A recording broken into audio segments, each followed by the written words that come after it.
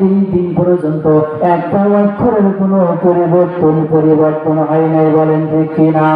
এই কোরআন কারীমের দাওয়াত দিতে গিয়ে বাংলাদেশের জনপ্রিয় ইসলামী আলোচক আমাদের কোরআনের পাখি আল্লামা দুলাল হোসেন সাইদি কথা বললেন, কোরআন মাদানের 50 বছর কোনো অপরাধ ছিল না, বিনা অপরাধে কোনো তাকে জেলখানায় আবদ্ধ করা হয়েছিল, বলেন ঠিক কিনা?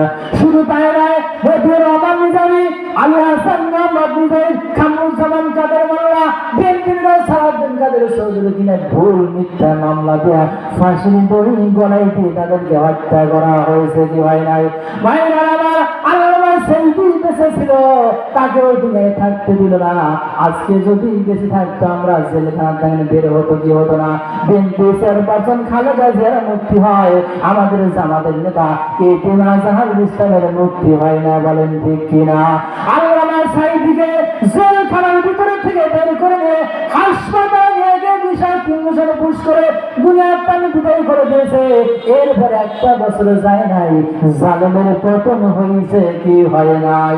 ভাইরা আমার, দেশ স্বাধীনের পরে আমি পিরোজপুর গিয়েছিলাম আল্লামা সাইদির কবর জিয়ারত করার জন্য। যাওয়ার পরে তার মেজ ছেলে শামীম সাইদির সাথে দেখা হয়ে গেল, উপরতলা বসে রইল। আমাদের বলছে, হুজুর আপনার কোথা থেকে আসছেন? বলে আমরা বগুড়া জেলা থেকে। যখন নামটা বলেছি, চোখের পানি ছেড়ে দিয়ে সন্তান কাঁদছে, হায় রে আমার আব্বার জীবন দশায় বগুড়া জেলার মানুষের কথা বলে নাই, কারণ আমার আব্বার যখন ফাঁসির রায়টা হয়েছিল বগুড়া জেলার মানুষগুলো নারী পুরুষ জীবনটা পর্যন্ত দিয়েছিল, বলেন ঠিক কিনা? এই যে শাহজাহানপুরে ঘটনা আপনারা জানেন না, নারী পুরুষ শিশু সহ জীবন দিয়েছিল, বলেন আল্লাহু আকবার। ভাইরা আমার, বলছিলাম আপনার বড় ভাই রাফিক সাইদি আল্লামা সাইদির প্রথম সন্তান অল্প বয়সে 46 বছর বয়সে মারা গেছে। তার আজকে 59তম জন্মদিন চলতেছে। এই দিন আল্লাহ জমিনে পাঠাইছিলেন, কিন্তু জেলখানায় যখন গেলেন বাবার সাথে যখন সাক্ষাৎ হয়ে যায়, বাবার নির্যাতনের কথাগুলো যখন সন্তান হয়ে শোনে, সন্তান সহ্য করতে পারে না। সন্তানটা বাবার নির্যাতনের দৃশ্য দেখে হাঁটাটা পরিষ্কার করে ওই জায়গায় কোর্টে ট্রাইব্যুনালে মারা গিয়েছে। 2013 সালে মারা গেছে। ছেলে মেজো ছেলে শামীম সাইদি আমাদের সাথে কথা বললেন। আমরা বললাম, ভাইজান আপনার আব্বা বেঁচে ছিল, আপনার আব্বার কোনো চাওয়া পাওয়া ছিল কিনা আমরা জানতে চাই। বলেন তো, যে বয়সের লোক দাদা নাতির সাথে মেলামেশা করবে, ওঠা বসা করবে, খেলাধুলা করবে, সেই বয়স্ক মানুষকে যে নির্যাতন করা হয়েছে, ইতিহাস ভুলবে না? কে বলেন ভুলবে? ভাইরা আমার, শামীম ভাই বলেন, ভাইজান আল্লামা সাইদির জীবনে কোনো চাওয়া ছিল কিনা আমরা জানতে চাই। বলে আমার আব্বার জীবনে 2টা চাওয়া ছিল, আর কোনো বাকি চাওয়া ছিল। বলে কি চাওয়া? বলে 1 নম্বরে চাওয়া হলো আমার আব্বা চাইছে আমি 50টি বছর কোরআনের ময়দানে কথা বলেছি, আমাকে যদি জালেম সরকার মুক্তি দিয়ে দেয় আমি একটু কোরআনের ময়দানে কথা বলবো, কিন্তু আমাকে মনে হয় জালেম সরকার মুক্তি দিবে না। বাবা স্বামী, আমি যদি ময়দানে কোরআনের ময়দানে কথা বলি, আমার কথাগুলো কি মানুষ কান্দে শুনবে, মানুষ আসবে? শামীম সাইদি চোখের পানি ছেড়ে কান্দে, বলে আব্বা কি বলেন?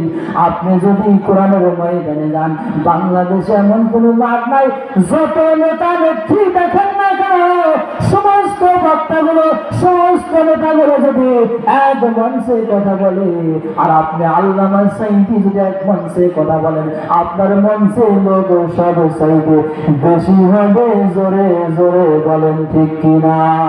ঠিক কিনা মুসলমান? আজকে 4 বছর পরে আজহারি চলে আসছে। আসার পরে আমাদের বাংলাদেশে মাঠ নেই, 4, 5, 10 বড় মাঠ একসাথে করে দিল, লোকজন জায়গা হয় না। কি বলেন? দেখেন না একটা মাহফিলে। আর আল্লামা সাইদি 13 বছর পরে যদি খালি একটা মঞ্চে সাহস পাইতো, যে কথা বলার সময় পাইতো, আমার মনে হয় বাংলাদেশে ওইরকম মাটি তৈরি হয় না। কি বলেন? আর ইসলাম দেওয়ার জন্য আমরা যতই বলি মানুষ আসে না।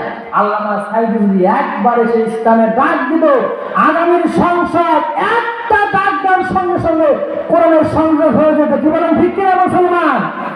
কারণ তিনি সারা জীবনে এটাই চাইছিলেন, কিন্তু শেষ পর্যন্ত হয় নাই। ভাইরা আমার, শামীম ভাইকে বললাম, ভাই আপনার আব্বার জীবনে আর কি আশা আছে কেউ জানতে চাই? বলে আমার আব্বা বলেছিল, আমার জানি সারাটা জীবন খুলনা আলিয়া মাদ্রাসায় পড়াশোনা করেছি, আমি মারা যাওয়ার পরে খুলনা মাদ্রাসা মসজিদের পাশে যেন আমার কবরটা হয়, এছাড়া আমার বাকি কোনো কিছু চাওয়া পাওয়া নাই। কিন্তু আল্লামা সাইদি মারা গেছে, ঢাকা শহরে জানাজা করতে দেব না, সেই পিরোজপুরে নিয়ে যাওয়ার পরে জানাজা হয়েছে, তার সন্তানগুলোকে বাধা দিয়েছে। তার ছেলে সন্তান স্বামীন বাড়ি বলে আর কাঁদে, চোখের পানি ফেলে কাঁদে, আমরা মরা মানুষটা দিয়ে কি করবো? তার উপরে আমার আব্বাকে সঠিক মতো জানাজা আমাদের পড়াইতে দেয় নাই। আমার ভাইরা, আজকে তোমরা যাকে বাধা দিয়া বিভিন্ন জেলা বিভিন্ন রাষ্ট্রে পালাইয়া গেছো, আজকে তোমাদের যদি মৃত্যু রাষ্ট্রে হয় তাহলে কি অবস্থা হবে আপনি একটু জবাব দেন। আমরা কয়েকদিন আগে ফেসবুকে পত্রিকায় দেখলাম যে আমাদের আপার বলে ক্যান্সার হয়েছে। আপা ভারত আছে, জানেন না আপনারা সবাই? তা আপার যে ক্যান্সার হয়েছে, আপা যদি ভারতে মারা যায় আর মোদী সাহেব যদি মোদী করে জানাজা করে, তাহলে বলেন তো কত বড় জান্নাত পাইব? জানা আশা করা যায়? জিব্রাইল জানাজা করলে কাম হবো? ওর মতো শয়তান নমরুদ ফেরাউনের মধ্যে সবচেয়ে বড় শয়তান। ও যে পরিমাণ ইসলামের ক্ষতি করেছে, আলেমদের ক্ষতি করেছে, হাজার হাজার আমার যুবক ছাত্র ভাইদেরকে হত্যা করেছে, কাজী ওর জানাজার এরকম দৃশ্য হবে না। কি বলে? ওর জানাজা ইংরেজি হবে, মোদি জানাজা করবে, মারা যাবে, ফি নারী জাহান্নামা খালিদিনা ফিহা, সরাসরি জাহান্নামে চলে যাবে। কি বলে? আজকে আল্লামা সাইদি মারা গেছে, সাইদির জানাজার আপনার কবর জিয়ারত করার জন্য শুধু বাংলাদেশ থেকে নয়, রাষ্ট্রের বিভিন্ন জায়গা থেকে তার জন্য দোয়া করার জন্য যাচ্ছে, প্রত্যেকটা দিন যায়। আর ওর বাপের মাজারে উত্তর প্রসাদ করতে যায় না। এই স্বাধীনের পর দেখেছেন আপনারা? কেউ যায় না। 32 নাম্বার ছেলে পেলে গুলো আমার যুবক ভাইরা 36 নাম্বার করে দিছে। কি বলে দেখি আমার ভাইরা?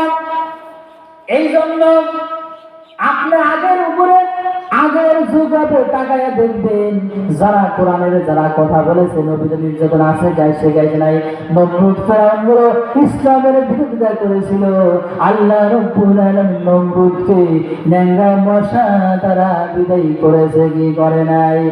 আর এই ফেরাউনকে নীল নদের চুবাইয়া মেরেছে। আর বর্তমানে নব্য ফেরাউনকে আল্লাহ রাব্বুল আলামিন ছাত্রদের মাধ্যমে বিদায় করেছে। বলেন ঠিক কিনা?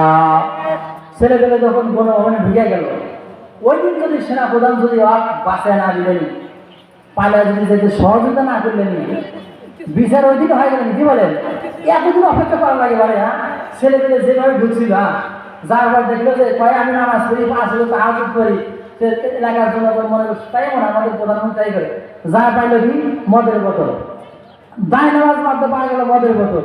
এরপরে যখন ডিপ ফ্রিজ গুলো খোলা হলো, ওখানে পাওয়া গেল কি জানেন? হরিণের রান, মুরগির রান, খাসি রান।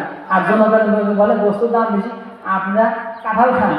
হ্যাঁ, আমাদের বলে কাঁঠাল খান, উনি খায় মুরগির রান। এই তো অবস্থা। আর কি সেই দিন আছে? আর ভাই আমার আল্লাহ রাব্বুল আলামিন কোরআনে হাকিমের ভিতরে সূরা রহমানের ভিতরে মানুষ যখন জান্নাতের ভিতরে পৌঁছে যাবে, হাজার হাজার নিয়ামতগুলো আল্লাহ রাব্বুল আলামিন খাওয়ায় দিবে। আল্লাহ তাআলা আমার নবীকে আল্লাহ হাসরের ময়দানে যখন হাসরের ময়দান যখন কায়েম হয়ে যাবে, হাসরের ময়দান বিচারগুলো যখন শেষ হয়ে যাবে, আল্লাহর কোরআনের পক্ষে যারা থেকেছে, আল্লাহর হুকুম যারা মেনেছে, নবীর আদর্শ মেনে যারা কবরে যারা চলে গেছে, এই লোকগুলোকে যখন কিয়ামতের ময়দানে বিচার কমপ্লিট হয়ে গেল, বিচার কমপ্লিট হয়ে যাওয়ার পরে আল্লাহ জান্নাতের ভিতরে বসতে দিবেন। এইরকম মাহফিলের একটা আয়োজন করা হবে। আয়োজন করার পরে আল্লাহ তাআলা দাউদ পয়গম্বরকে ডাক দেন, দাউদ রে, তোর উপরে জাবুর কিতাব নাযিল করেছিলাম, তোকে সবচাইতে সুন্দর কণ্ঠ আমি দান করেছিলাম। দাউদ রে, তুমি একটু জান্নাতের ভিতরে একটু কোরআন কারীম তেলাওয়াত করার সময় দাও। ভাই আমার দাউদ পয়গম্বরকে আল্লাহ এত সুন্দর কণ্ঠ দান করেছিলেন। দাউদ পয়গম্বর যখন নদীর কিনারায় জাবুর কিতাব তেলাওয়াত করত, দাউদের তেলাওয়াত শোনার জন্য সমুদ্রের মাঝ বলে এসে তেলাওয়াত শুনতে পারেন। সুবহানাল্লাহ। ভাই আমার দাউদ পয়গম্বর পয়গম্বর যখন ঘরের ভিতরে কোরআন শরীফ তেলাওয়াত করতো, দাউদ পয়গম্বর যখন ঘরের ভিতরে তেলাওয়াত করতো, সমস্ত পাখিগুলো দাউদ পয়গম্বরের ঘরের চালার উপরে এসে বসে বসে তার তেলাওয়াত করে শুনতো। দাউদ পয়গম্বর জঙ্গলের ভিতরে যখন তেলাওয়াত করতো, বড় বড় হিংস্র প্রাণীগুলো ওই দাউদ পয়গম্বরের তেলাওয়াত শোনার জন্য এসে এসে বসে রইত। আল্লাহ বলেন, দাউদ রে, তোমার কোরআন কারীম আমি তালিম করি নাই, তুমি কোরআন কারীম তেলাওয়াত একটু শোনায় দাও। দাউদ বলে, আল্লাহ গো, আমার উপর কোরআন কারীম নাযিল নাই, আমি কেমনে তেলাওয়াত করব, আমি তো পড়তে পারি না। আল্লাহ রাব্বুল আলামিন শাহাদাতগুলো করে দাউদ পয়গম্বরের দিকে যখন ধরবেন, সঙ্গে সঙ্গে কোরআন কারীম গুলো দাউদ পয়গম্বরের সিনার ভিতরে উড়ে যাবে। বলেন আল্লাহু আকবার। দাউদ বলেন, আল্লাহ কোন সূরা তেলাওয়াত করব? আল্লাহ বলল, দাউদ রে, তোমাকে দায়িত্ব দিলাম, তুমি সূরা 16 নম্বর পারা 20 নম্বর সূরা তোহা তুমি তেলাওয়াত করে জান্নাতীদের শোনায় দাও। এই সূরার ভিতরে আল্লাহ তাআলা একটা আয়াত নাযিল করেছেন, মিনহা খালাকনাকুম ওয়া ফিহা নুঈদুকুম ওয়া মিনহা নুখরিজুকুম তারাতান উখরা। আল্লাহর পয়গম্বর দাউদ যখন তার সুনালিত কণ্ঠ যখন কোরআন কারীমের সূরা তোহা তেলাওয়াত করে জান্নাতীদের শোনাইবেন, জান্নাতি মানুষগুলো বেহুশ হয়ে আল্লাহর জান্নাতের ভিতরে কোটি কোটি বছর পরে রইবেন। বলেন আল্লাহু আকবার। এই সূরার ভিতরে আল্লাহ একটা আয়াত নাযিল করেছেন, 55 নম্বর আয়াত, মিনহা খালাকনাকুম ওয়া ফিহা নুঈদুকুম ওয়া মিনহা নুখরিজুকুম তারাতান উখরা। বলেন যে আমরা কোথায় বলি? মানুষ মারা যাবার করি না, তার মানে যে এই মাটি থেকে তোমাকে সৃষ্টি করা হয়েছিল, আবার এই মাটির ভিতরে তোমাকে দেওয়া হলো কিয়ামতের ময়দানে ইসরাফিল আলাইহিস সালাম যখন সিংহায় ফুঁক দিয়ে দিবে, সঙ্গে সঙ্গে ওখান থেকে তোমার উঠতে হবে। কি বলেন? তাহলে যে মাটির ভিতরে আমার আপনার যেতে হবে কি হবে না ভাই বলেন? কোনো রেহাই পাওয়া যাবে? কোনো ছাড় পাওয়া যাবে না। ইমানদার ব্যক্তি যখন মারা যায়, তার জন্য জান্নাতি ফেরেশতারা আগমন করে, চেহারা নুরানি হয়ে যায়। আর জালেমরা যখন মারা যায়, জাহান্নামের ফেরেশতা চলে আসে, আসার পরে তাদেরকে এত শাস্তি দেওয়া হয়, তারা ওই ব্যক্তি ছাড়া কেউ আর বোঝে না। তাহলে আমরা যদি আল্লাহ রাসূলের আদর্শ না মেনে যদি কবরে যাই, রাসূল আমাদের চিনবে? ভাইরা আমার, আল্লাহর পয়গম্বরকে আসসালামু আলাইকুম ওয়া রাহমাতুল্লাহি ওয়া বারাকাতুহু। আপনারা এই বিষয়টি যারা ঘোরাফেরা করছেন, দয়া করে প্যান্ডেলের দিকে চলে আসুন। আমাদের দ্বিতীয় বক্তা উপস্থিত হচ্ছে এবং